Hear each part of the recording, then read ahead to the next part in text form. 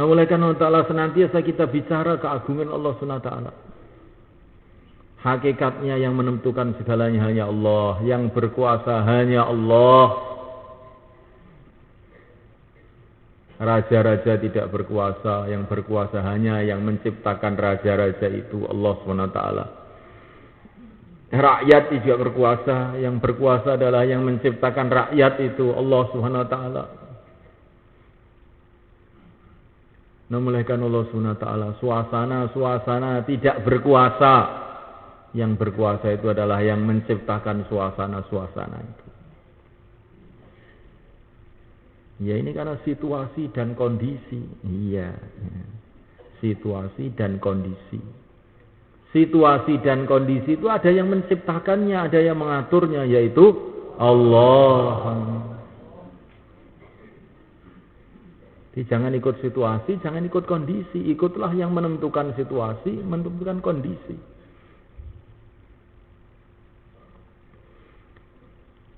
Terus bicara keagungan Allah sampai tertanam dalam fikir, tertanam dalam hati, menjadi kebiasaan dalam lisan, la ilaha illallah. Lisannya selalu mengucapkan, fikirannya selalu usaha memahami, hatinya merasakan. Lisannya mengucapkan, fikirnya memahami, hatinya merasakan bahwa seluruh makhluk itu pada hakikatnya tidak ada, hanya diadakan oleh Allah. Tidak hidup, hanya dihidupkan oleh Allah. Tidak bisa apa-apa tanpa Allah. La haula wala quwata illa billah. Tidak ada usaha, tidak ada kekuatan kecuali dengan Allah. Nah kalau ini sudah tertanam dalam hati, difahami dengan otak, dimulai dengan senantiasa dibicarakan dengan lisan, maka akhirnya orang itu pikirnya siang dan malam, bagaimana saya taat kepada Allah, bagaimana saya ditolong oleh Allah, itu aja. Bagaimana saya diridhoi oleh Allah? Bagaimana saya ditolong oleh Allah? Pikirannya hanya untuk taat kepada Allah saja. Kalau di sawah yang dipikirkan bukan bagaimana dapat hasil sawah. Yang dipikirkan pertama, bagaimana taat kepada Allah di sawah. Karena ini sawah ini milik Allah, saya hamba Allah. Kalau saya taat kepada Allah, selamat saya. Kalau saya tidak taat, nanti bahaya. Adapun hasil sawahnya itu ada hasilnya, tidak ada hasilnya. Itu sudah ditulis oleh Allah di perut ibu kamu dulu. Hasilnya berapa. Rizki itu sudah ditulis oleh Allah. Jangan mentarget-target rizki, nggak ada gunanya. Yang kamu targetkan bagaimana kita taat pada Allah. Nggak usah ditarget ekonomi itu, nggak usah ditarget. Tapi yang ditarget itu bagaimana taat kepada Allah dalam urusan ekonomi kita. Targetnya taat kepada Allah dalam jual beli kita. Targetnya taat kepada Allah urusan pertanian kita. Nah kalau begitu yang kita pikirkan, justru nanti Allah akan memberkati kehidupan kita ini. Ekonominya jadi barokah. Tapi kalau yang ditarget itu labanya, hasilnya, materinya, tidak, yang ditargetkan bukan taat kepada Allah, akhirnya celaka kita. Kita akan berani makan yang haram, berani bikin riba. Kalau saya nanti utang piutang dengan riba, maka hasilnya begini. Maka uangnya dititipkan di bank, didepositokan di bank. Sudah dipikir, dihitung. Nanti kalau 1 juta 1 tahun saya dapat 2 juta. Masya Allah. Sudah dihitung. Ngerti-ngerti banknya bangkrut, 2 juta hilang semua. Dan ini terjadi di seluruh dunia. Karena ini apa yang ditargetkan tuh uangnya, bukan yang ditargetkan agamanya. Nah, mulaikan Allah Ta'ala, Allah Subhanahu Wa Ta'ala itu bisa mendatangkan bahaya dari segala arah, bisa juga mendatangkan manfaat dari segala arah. Ada orang itu gajinya 1 juta, ada gajinya 10 juta. Tapi yang 1 juta ini barokah, sehingga untuk makan cukup, untuk keluarga cukup, untuk anak-anaknya cukup. Yang 10 juta ini tidak barokah. Begitu uangnya datang, istrinya rewel minta belanja, anaknya rewel minta mainan, ya. Yang satu kena narkoba, yang satu jadi maling, ya. Setelah uang masuk di saku, tahu-tahu ingin ngeluyur lagi, ya. Semrawut, sehingga rumah itu semrawut. Kelihatannya uangnya 10 juta. Tapi ternyata 10 juta tadi bukan menyelesaikan masalah, tambah semrawut semua. Anaknya semrawut, istrinya semrawut, dia sendiri juga semrawut. Jadi malaikat Allah Ta'ala ini kalau orang itu mentargetkan materi jadinya kayak begitu. Yang kita targetkan itu taat kepada Allah. Yang penting saya taat kepada Allah dalam segala urusan saya. Nanti Allah Subhanahu Wa Ta'ala akan memberikan kebaikan-kebaikan. Sudah gitu aja. Wa man yattaqillaha yaj'al lahu makhraja wa yarzuqhu min haitsu la yahtasib.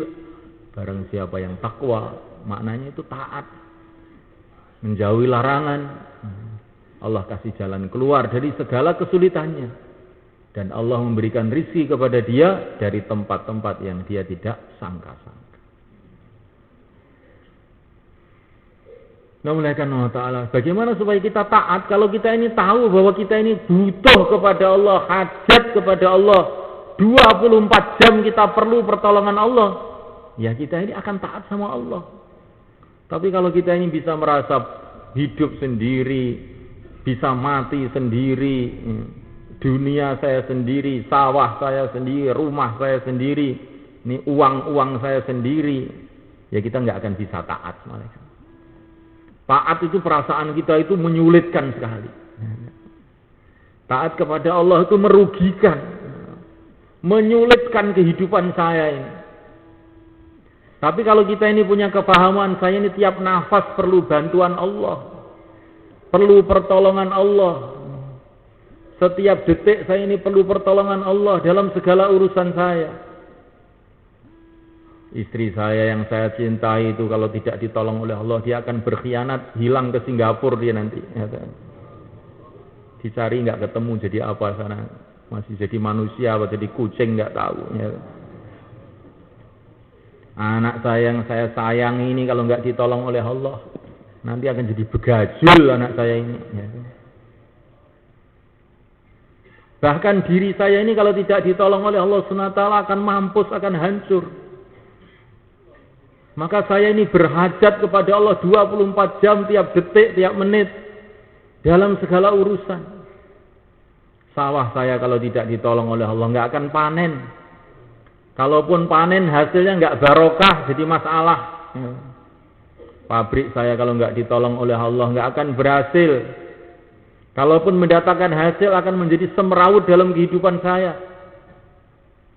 Nah, kalau orang itu punya kefahaman begitu, akhirnya yang dipikir pertama bagaimana taat pada Allah.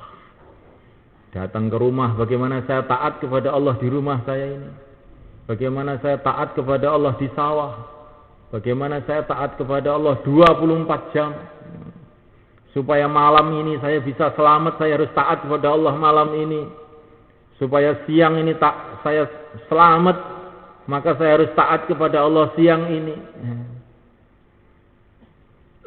Maka semakin kalau orang itu pikirannya taat kepada Allah, taat kepada Allah. Nah, akhirnya kehidupannya jadi kehidupan takwa, akhirnya barokah datang dari segala arah. Kehidupannya menjadi kehidupan yang bahagia. Seperti kehidupan para nabi, para sahabat, para wali-wali Allah. Dan ini dimulai dengan senantiasa bicara tadi itu semua malaikat. Bicara keagungan Allah. Saya ini hamba Allah, di bawah kolong langit Allah, makan rizki dari Allah. Saya perlu pertolongan Allah. Setiap waktu, setiap saat, setiap urusan saya perlu dengan Allah. Kamu mau pergi mana, Kang? Saya ada perlu dengan Pak Siman. Keliru. Saya punya perlu dengan Allah. Kemudian Pak Siman. Pertama itu Allah. Yang menggerakkan Pak Siman itu Allah. Pak Simon juga yang menggerakkan Allah. Hajat kita ini kepada Allah. Saya punya perlu dengan keluarga. Keliru kamu. Perlu dengan Allah. Baru dengan keluarga. Saya perlu dengan beras, tidak perlu dengan Allah yang menciptakan beras, baru beras. Ya, saya ini ya namanya manusia, ya perlu makan kok Pak, suruh ke masjid saja. Keliru kamu itu. Perlu dengan Allah yang menciptakan makanan, begitu loh. Kalau kamu sudah bilang perlu makan itu namanya lupa kepada Allah kamu itu. Nanti dapat makanan lupa kepada Allah, Masya Allah. Dapat nasi satu piring, tapi kalau nanti dapat murka kepada Allah, Masya Allah. Jadi apa kamu nanti? Jadi Subhanahu wa ta'ala, hajat kita itu hanya kepada Allah. La ilaha illallah. Makhluk itu hanya asbab, makhluk itu juga makhluk Allah. Sawah makhluk Allah, istri makhluk Allah, anak makhluk Allah, saya makhluk Allah, presiden makhluk Allah, menteri makhluk Allah, tidak bisa buat apa-apa tanpa Allah. Nah, kalau orang sudah paham begini ini, di mana saja ingat pada Allah. Alladzina yadhkuruna Allah qiyaman wa qu'udan wa 'ala junubihim, berdiri, duduk, berbaring, mengingati Allah. Namun Allah Subhanahu wa ta'ala. Dan kemudian senantiasa kita ini bicara mengenai pimpinan kita, junjungan kita, yang telah diutus oleh Allah untuk menuntun kita menuju ridha Allah, menuju surga Allah, menuju kemuliaan yang kekal abadi, keselamatan yang kekal abadi, yaitu yang mulia baginda Muhammad alaihi salatu wassalam. Senantiasa kita bicarakan, kita ini hidup ini punya pimpinan. Umat Islam tuh hari ini perlu pimpinan. Sudah punya pimpinan kok perlu pimpinan, bagaimana tuh kamu itu? Sudah dikasih pimpinan oleh Allah kok cari pimpinan lagi, itu gimana kamu itu?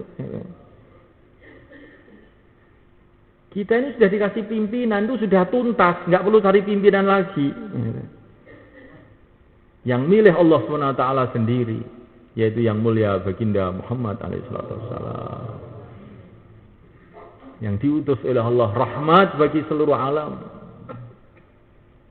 barokah untuk seluruh alam, sehingga Subhanahu wa ta'ala kita ini mencintai baginda Nabi, mengikuti kehidupan Nabi, mencintai ilmu-ilmunya Nabi, mencintai orang-orang yang membawa ilmunya para Nabi, membawa ilmunya Rasulullah SAW. Itu para sahabat, para imam-imam, para ulama-ulama. Jadi sudah mulaikan Allah SWT. Sehingga kebahagiaan kita, kesenangan kita hanya satu saja. Mengikuti Rasulullah SAW. Karena inilah manusia terbaik. Maka darahnya Rasulullah itu darah terbaik, tulangnya Rasulullah tulang terbaik, kulitnya Rasulullah kulit terbaik, rambutnya Rasulullah rambut terbaik, Hatinya Rasulullah hati yang terbaik, otaknya Rasulullah otak yang terbaik, pakaiannya Rasulullah itulah pakaian yang terbaik, kebiasaan Rasulullah itulah kebiasaan yang terbaik, perjuangan Rasulullah SAW itulah perjuangan yang terbaik.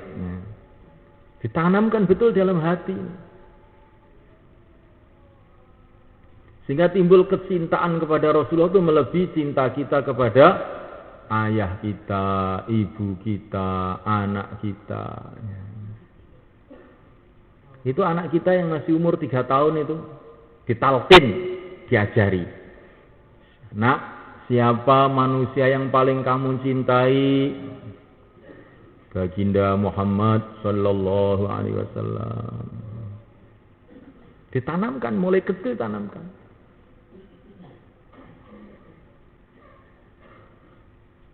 Wong sing paling disenengi sinten? Kanjeng Nabi. Cah cilik-cilik diajarin. Ditanamkan betul. Saya itu hamba Allah, saya itu umat Rasulullah SAW. Ini ditanamkan mulai kecil. Bahkan mulai bayi lahir. Asyhadu an la ilaha illallah, asyhadu anna Muhammadar Rasulullah. Mulai bayi lahir, hayya 'alas shalah, diajak hubungan kepada Allah dengan sholat. Ini senantiasa kita bicarakan hari-hari. Sehingga dunia ini jadi jelas kita ini yang diikuti itu, enggak bingung. Kalau yang diikuti Rasulullah SAW, maka kita ini nggak akan jadi bingung. Tapi kalau kita mencari pimpinan yang selain Rasulullah SAW, pasti kita ini akan bingung. Karena tidak mensyukuri nikmat. Tidak mensyukuri nikmat. Tidak ada nikmat yang lebih besar setelah iman melebihi Rasulullah SAW. Maka Bani Israel itu semulaikan Allah Ta'ala, Allah telah mengutus Nabi Musa kepada Bani Israel. Kemudian Nabi Musa itu mengajak Bani Israel untuk hijrah ke Palestina. Yang asalnya mereka di Mesir, diajak hijrah ke Palestina. Nah, oleh karena Allah Ta'ala, tapi Bani Israel itu enggak mau semua mereka. Mereka mengatakan inna fiha qauman jabbarin wa inna lan nadkhulaha abadan ma damu fiha. Di Palestina itu ada orang yang galak-galak.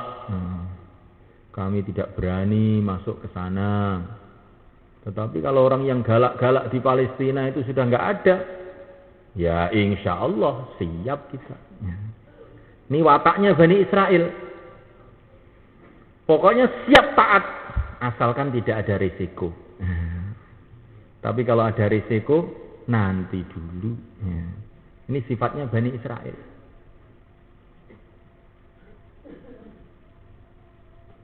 Agama niku nggih. Saya mawon wong agama. Tapi nek sing eneng risikone sing rada abot-abot niku nggih mengke mawon. Nah, niku Bani Israel, ya.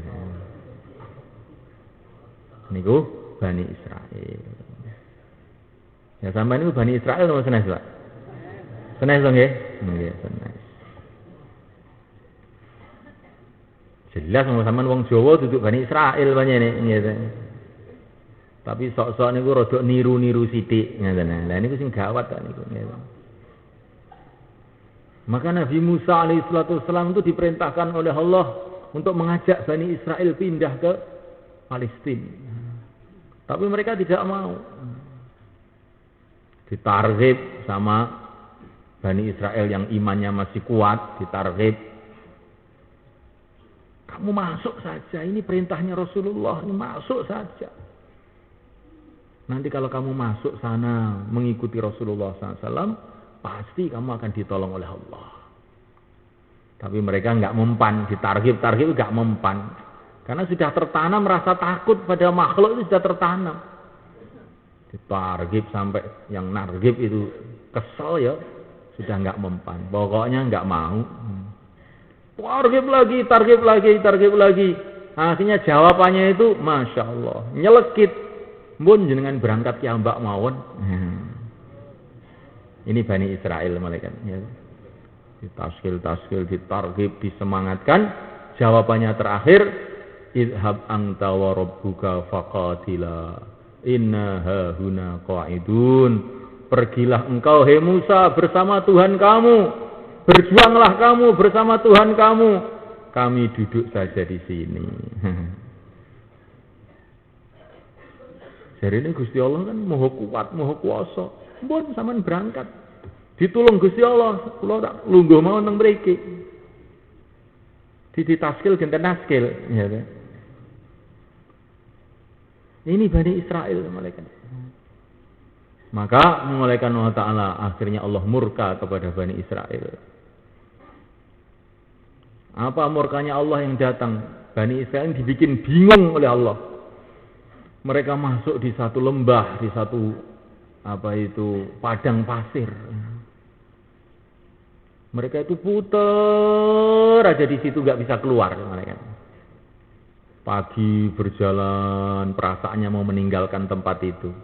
Sore nanti tahu-tahu sudah sampai ke tempat pertama lagi. Loh, kok sampai ke sini lagi? Jalan lagi. Nanti sore sampai ke situ lagi.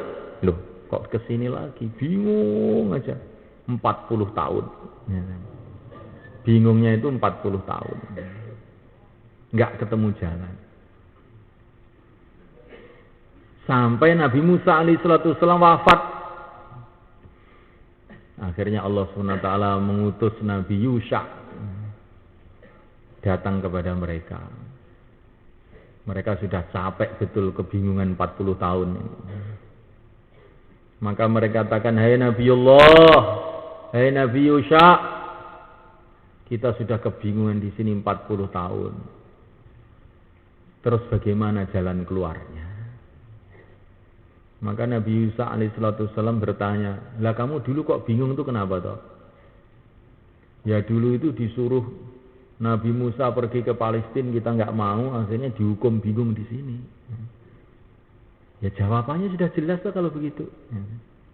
Jelas bagaimana? Kalau kamu ingin tidak bingung, ikutilah perintah Nabi Musa yang 40 tahun yang lalu itu. Kamu sekarang berangkat ke Palestina. Nanti kalau perintah Nabi Musa yang dulu itu kamu kerjakan, nanti kan hilang bingungnya.